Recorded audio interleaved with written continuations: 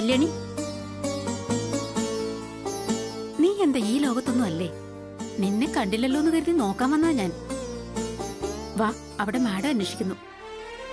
ഇല്ല സുജാതേച്ചി, എനിക്ക് അമ്പലം വരെ പോണം. മനസ്സിൽ വല്ലാത്തൊരു ഭാരം കിടക്കുക. അയ്യോ കല്യാണി, നിന്നോട് പുറത്തേക്കൊന്നും പോകരുതെന്നല്ലേ മാഡം പറഞ്ഞിരിക്കുന്നേ? നേരെ ഇപ്പൊ തന്നെ സന്ധ്യയായി. വെറുതെ എന്തിനാ കല്യാണി പ്രശ്നം ഉണ്ടാക്കുന്നേ? ആരും അറിയില്ല ചേച്ചി, ഞാൻ പെട്ടെന്നിങ്ങ് വരാം. അമ്പലത്തിലെങ്കിലും ഒന്ന് പോയില്ലെങ്കിൽ ശ്വാസം മുട്ടി ചത്തുപോകും ഞാൻ.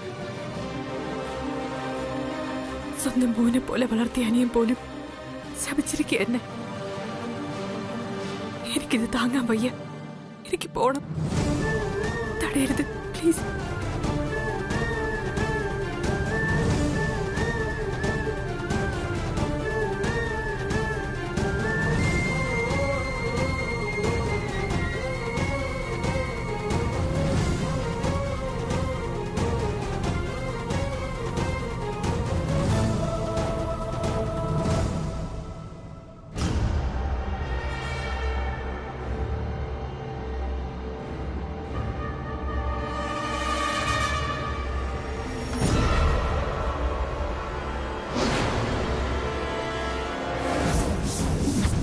ചന്ദ്രപ്രതാപ് ഇനി നമ്മുടെ കമ്പനിയിൽ ജോലി ചെയ്താൽ മതി.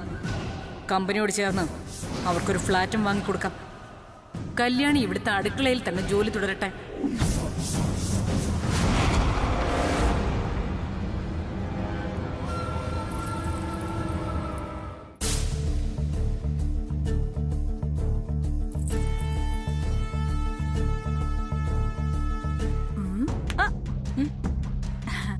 ആന്റി എന്തോ വലിയ ആലോചനയിലാണെന്ന് തോന്നുന്നല്ലോ.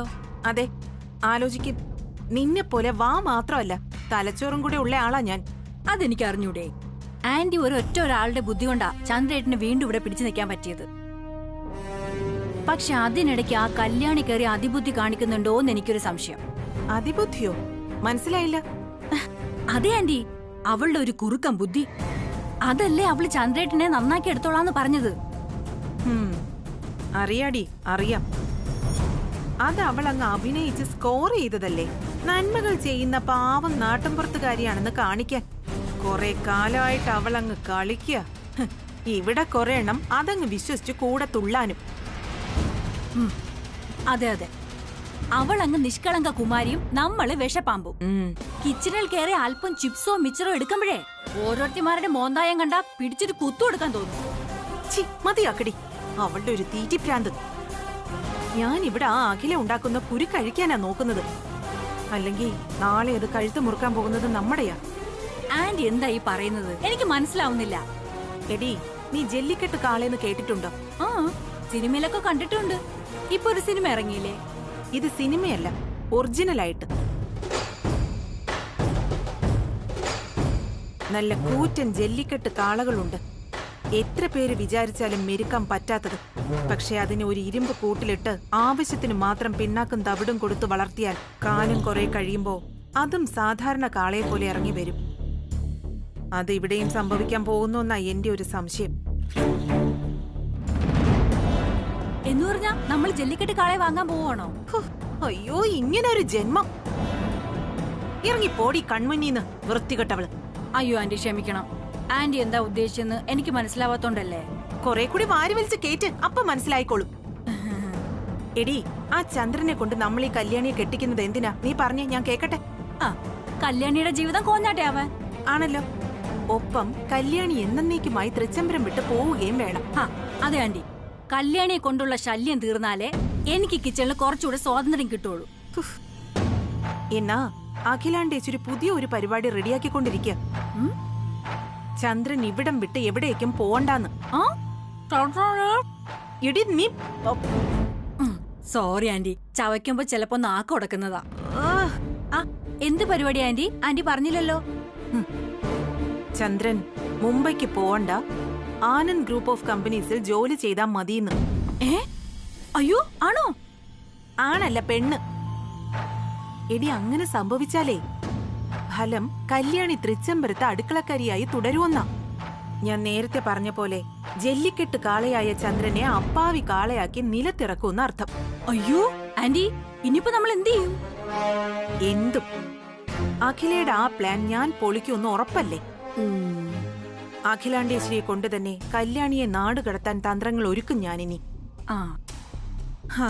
ദൈവമായിട്ട് തന്നെ അതിനെന്നെ സഹായിക്കാൻ തുടങ്ങിയെന്നായി എന്റെ ഒരു തോന്നല്. അതെങ്ങനാ? എനിക്ക് മനസ്സിലായില്ല. എടി, നീ അപ്പൊ കാര്യങ്ങളൊന്നും അറിഞ്ഞില്ലേ? തൃച്ചംബരത്ത് ആനന്ദരമണൻ ഇപ്പൊ ചന്ദ്രിക വേണ്ടാന്ന് പറഞ്ഞത് കേട്ട് മിസ്സിങ്ങാ. രാവിലെ ഇറങ്ങിപ്പോയവനെ കുറിച്ച് ഇവിടെ ആർക്കും ഒരു അറിവുമില്ല. കല്യാണി കൈവിട്ടു പോയ കാരണം അവൻ ഏതോ കായലി ചാടി ചാവാൻ പോയിരിക്ക. നീ കാത്തിരുന്നോ, ഒരു ദുരന്ത പ്രണയ നാടകത്തിന് ഫസ്റ്റ് ബെല്ല് കൊടുക്കാൻ നേരായി വരിക.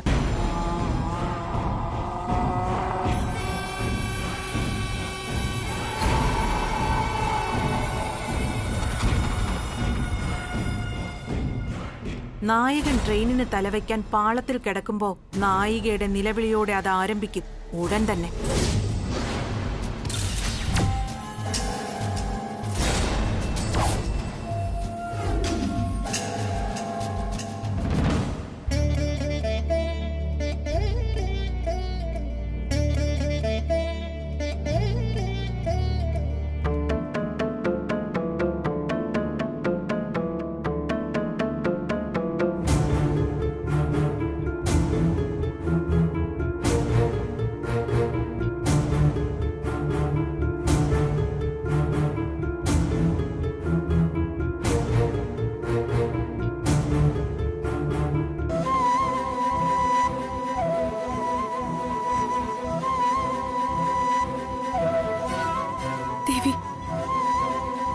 എന്താ എനിക്ക് നിന്നോട് പറയേണ്ടതെന്നറിയില്ല.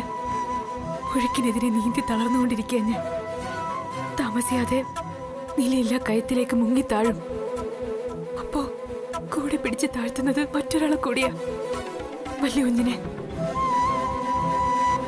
ആ മനസ്സിനെ തകർക്കാണ് ഞാനെന്ന് അറിയാഞ്ഞിട്ടല്ല, പക്ഷെ എനിക്കിതിനെ കഴിയുന്നുള്ളൂ. ഞാൻ ഈ ചെയ്യുന്ന തെറ്റിന് എന്ത് ശിക്ഷയും ഏറ്റുവാങ്ങാൻ തയ്യാറാണ്. ആത്മഹത്യ ചെയ്യില്ലെന്ന് അച്ഛനും അനിയനും വാക്കുകൊടുത്തുപോയി. ഇനി ഈ ജീവിതം അവസാനിപ്പിക്കാൻ നീ വേണം എന്നെ സഹായിക്കാൻ. അതെനിക്കിനി പ്രാർത്ഥിക്കാനുള്ളൂ, അതുമാത്രം.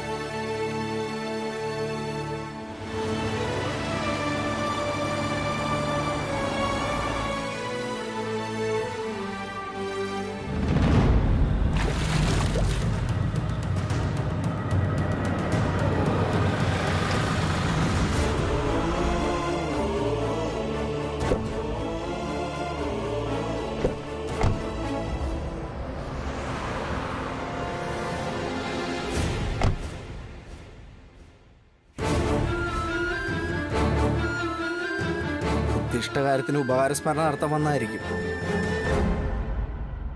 ചെയ്യുന്ന എല്ലാ കള്ളത്തരത്തിനും ജാമ്യം എടുക്കാൻ വരുന്നത് ഇവിടെയാണല്ലോ, അതുകൊണ്ട് ചോദിച്ചതാ. ഏയ്, അങ്ങനെ കേൾക്കാത്ത മട്ടിൽ പോയാലെങ്ങനെയാ? നീ കൊടുത്ത വെള്ളിടി താങ്ങാൻ പറ്റാതെ എന്റെ ബ്രോ ഇറങ്ങിപ്പോയിരിക്കുക. എവിടെയാന്ന് അറിയില്ല ഞങ്ങക്ക്. അതൊക്കെ എന്തിനാ നീ ഇവളോട് പറയുന്നേ? പറഞ്ഞിട്ട് എന്ത് പ്രയോജനം?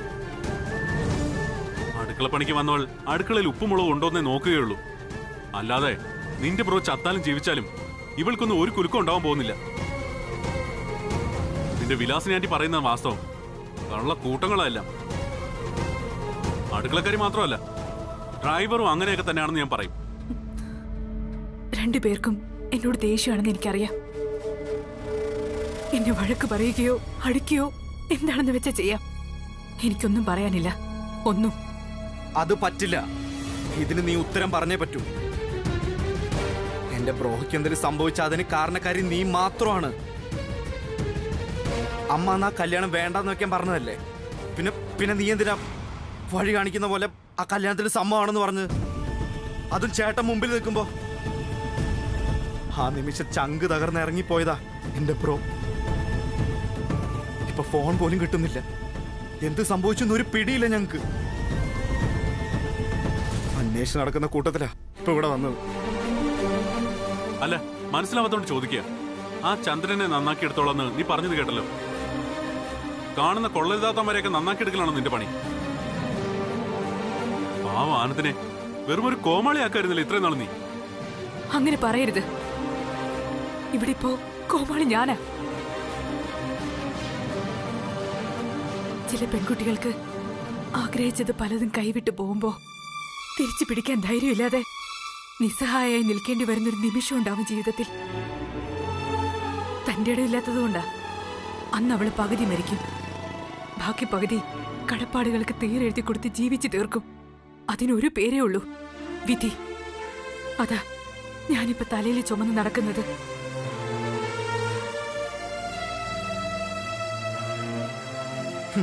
വിധി നിന്നെ പോലുള്ള ഒരു ആവശ്യത്തിന് അനാവശ്യത്തിന് എടുത്ത് ഉപയോഗിക്കുന്ന ഒരു വാക്കാണത്. ഇതൊന്നുമല്ല, നിന്റെ നന്ദികേട് മാത്രോ. നിന്റെ അത്ര ലോ സ്റ്റാൻഡേർഡിലുള്ള ഒരു ചീള് പെണ്ണിന്റെ കളിചിരികളിൽ മയങ്ങിപ്പോയത് എന്റെ പ്രോ ചെയ്ത് തെറ്റ്. എടി, ഒന്നുമില്ലാത്ത തൃച്ചംബരത്ത് കാലുകുത്തിയല്ലേ നീ. വന്ന അന്ന് മുതൽ അമ്മ എന്നെ അടിച്ച് പുറത്താക്കാൻ തീരുമാനിച്ചു പലതവണ. അപ്പോഴൊക്കെ ഒരു വൻ മതില് പോലെ വന്ന് നിന്ന് നിന്നെ സംരക്ഷിച്ചതേ ആനന്ദകൃഷ്ണൻ. ചെളിയിൽ കിടന്ന് നിന്നെ പിടിച്ചുയർത്തി ബ്രാൻഡ് അംബാസിഡർ എന്ന കിരീടവും ചൂടിച്ച് തലയ്ക്ക് മുകളിൽ പ്രതിഷ്ഠിച്ചു. അന്നൊന്നും ആ പാവം മനുഷ്യൻ അറിഞ്ഞില്ല നീ ആ കണ്ണുകളിലേക്ക് കാർക്കിച്ചു തുപ്പുന്ന്.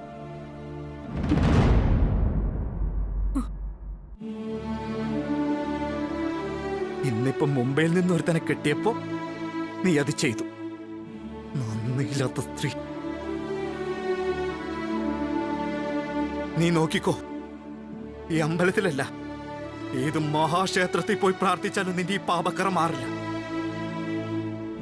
കാരണം ആ കറക്കെ നിന്നെ ഒരു സ്വാർത്ഥത പോലും ഇല്ലാതെ പ്രണയിച്ച ആനന്ദകൃഷ്ണന്റെ ചോരയുടെ മണവാ. എന്റെ ബ്രദറിന്റെ ചോരയുടെ മണം. ഓർക്കുമ്പോ സങ്കടം ഉണ്ടേ എനിക്ക്, നെഞ്ചു കീറുന്ന സങ്കടം.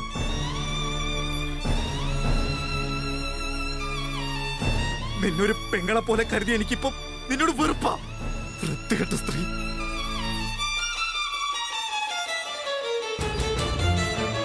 സുബണ, വാ പോവാം. ഇവളോടൊക്കെ സംസാരിച്ച എനിക്ക് ഭ്രാന്ത് പിടിക്കും. ഭ്രാന്ത്. വാ സുബണ, പോവാം.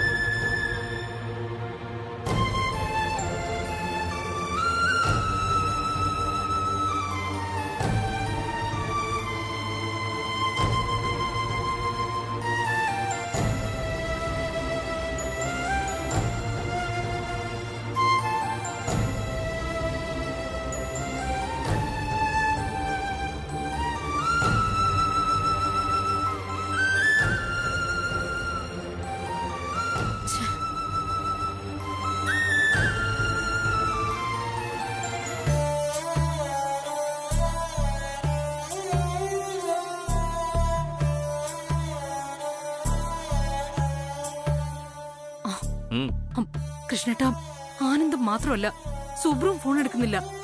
ഇനിയിപ്പൊ എന്ത് ചെയ്യണമെന്ന് ഞാൻ ആലോചിക്കുന്നത്. അഖിലേ, നീ വെറുതെ ഇങ്ങനെ ടെൻഷൻ അടിക്കണ്ട. ആനന്ദ് കൊച്ചുകുട്ടിയൊന്നുമല്ലല്ലോ, അവരെങ്ങ് വന്നോളൂ. ഈ കാണിക്കുന്ന പാനിക്കിന്റെ ഒന്നും ഒരു ആവശ്യവുമില്ല. അതല്ല കൃഷ്ണേട്ടാ, ആനന്ദിന്റെ ഫോൺ കുറെ നേരമായി സ്വിച്ച് ഓഫാ. അരവിന്ദ് സുബ്രു ഫോൺ എടുക്കുന്നുമില്ല. ഇതെന്താ മൊത്തത്തിൽ ഇങ്ങനെ? എനിക്കെന്തോ ഭയം തോന്നുന്നു. കൃഷ്ണേട്ടനത് മനസ്സിലാവാത്തോണ്ടാ ഒരമ്മയുടെ ദേ തുടങ്ങി. എന്റെ അഖിലേ, പെണ്ണുങ്ങൾ പ്രസവിക്കാൻ തുടങ്ങിയ കാലം തൊട്ട് പറയുന്ന വർത്തമാനമാണ്. ഒരമ്മയ്ക്ക് മക്കളുടെ വേദന മനസ്സിലാകൂ, പെറ്റ വയറിന്റെ എരിച്ചിലെന്നൊക്കെ. ഈ അച്ഛന്മാരെ മക്കളെ ഗർഭത്തിലിടുന്നില്ലെന്നേ ഉള്ളൂ. ഉള്ളരിച്ചിലും മക്കളെ മനസ്സിലാക്കലും ഒക്കെ അമ്മമാരെ പോലെ അവരും അനുഭവിക്കുന്നതാ. Please don't underestimate fathers, okay? ഞാൻ അങ്ങനെയൊന്നും ഉദ്ദേശിച്ചിട്ടില്ലെങ്കിൽ നല്ലത്. ഇവിടെ ഇപ്പൊ എന്താ പ്രശ്നം? 10-25 വയസ്സ് കഴിഞ്ഞ 16 കമ്പനികൾക്ക് MD ആയിരുന്ന നമ്മുടെ മകൻ രാവിലെ പോയിട്ട് ഇതുവരെ തിരിച്ചു വന്നിട്ടില്ല. അത്രയല്ലേ ഉള്ളൂ. അവൻ വരും, അല്ലെങ്കിൽ വിളിക്കും. Please don't jump into the conclusions. കുറച്ച് സമയം കൂടെ വെയിറ്റ് ചെയ്യും, പ്ലീസ്.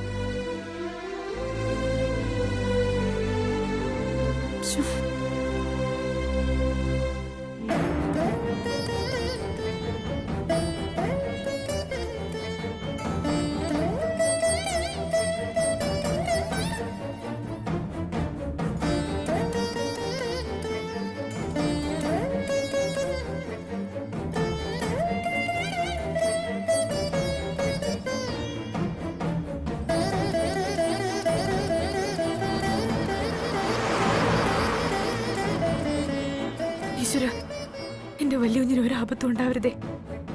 എനിക്ക് അപ്പൊ അതേ നിവർത്തി ഉണ്ടായിരുന്നുള്ളൂ. അതാ ഞാൻ ആ കല്യാണത്തിന് സമ്മതം പറഞ്ഞത്. ഞാൻ കാരണം വലിയ കുഞ്ഞിന് ഒരു ആപത്തും ഉണ്ടാവാൻ പാടില്ല. ചതിക്കരുത് നീ ഈശ്വര.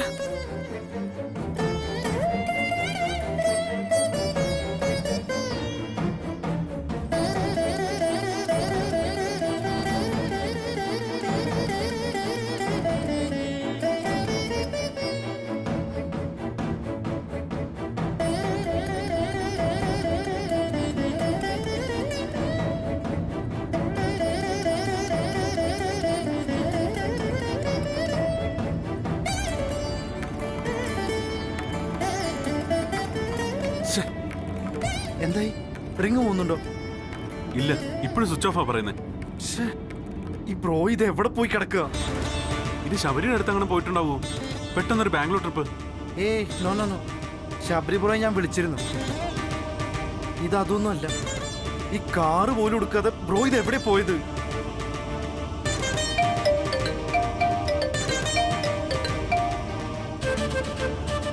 ആ ജോർജ പറഞ്ഞു.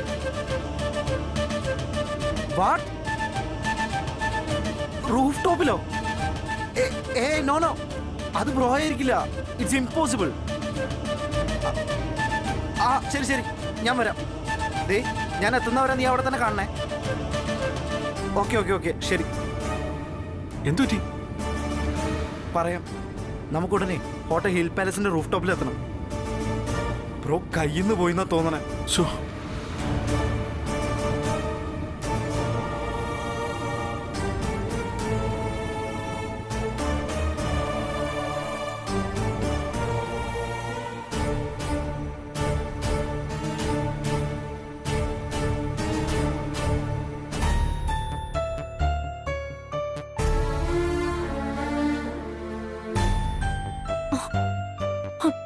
കൃഷ്ണേട്ടാ ഇപ്പോഴും സ്വിച്ച് ഓഫ് എന്നാ പറയുന്നത്.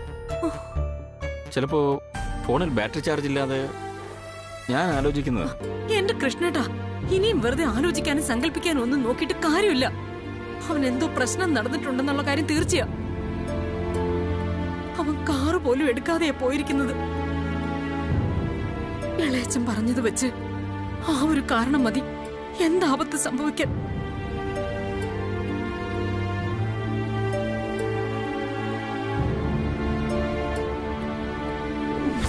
ഉറപ്പിക്കാം, തൃച്ചംബരത്തൊരു അപമൃത്യു സംഭവിക്കാൻ പോവുകയാണ്. പ്ലീസ് കൃഷ്ണേട്ടാ, നമുക്കൊന്ന് പോയി നേരിട്ട് അന്വേഷിക്കാം പ്ലീസ്. ഇവിടെ ഇരുന്നിട്ടും മനസ്സിന് ഒരു സമാധാനവും കിട്ടുന്നില്ല. അതുകൊണ്ടാ. അഖില, എനിക്ക് മനസ്സിലാവുന്നുണ്ട്. പക്ഷെ നമുക്ക് കുറച്ചു നേരം കൂടെ വെയിറ്റ് ചെയ്തേ പറ്റൂ. അതിനിടയിൽ ആരെങ്കിലും ഒക്കെ വിളിക്കാതിരിക്കില്ല. ഞാനല്ലേ പറയുന്നത്, എന്റെ മോനല്ലേ അവൻ. നീ വേണമെങ്കിൽ അല്പേരം കിടക്ക്. ഞാൻ അരവിന്ദൻ ഒന്ന് ട്രൈ ചെയ്ത് നോക്കട്ടെ.